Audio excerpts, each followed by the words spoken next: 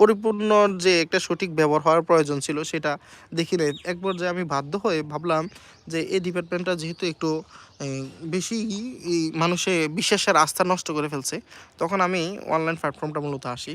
আর সেখান থেকে যখন আপনাদের ভালোবাসায়, আপনাদের আগ্রহ, আপনাদের চাহিদার বিষয়গুলো আমি দেখেছিলাম, তখন থেকে দেখছি মানুষ আসলে একটি দরজা, একটা চৌকাঠের পিছনে যে পরিমাণ অর্থ দিয়ে থাকে, সে কিন্তু সেই পরিমাণ অর্থ এবং কোয়ালিটিটা পাচ্ছে না।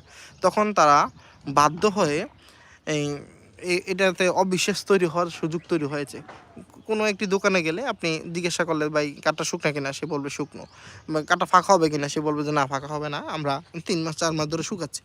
এবং ঘুণ ধরবে কিনা সেটার কথা প্রশ্ন করলে বলে যে, "ভাই ঘুণ ধরবে না, ভালো একটি কাঠ।" কিন্তু আসলে আমরা যে এই আশ্বস্তগুলো করতেছি, এটা বিক্রি করে না হয় ৳৫০০ আমরা লাভ করতেছি। কিন্তু আসলে কি কাস্টমার সেটাতে স্বয়ংসম্পূর্ণ হচ্ছে?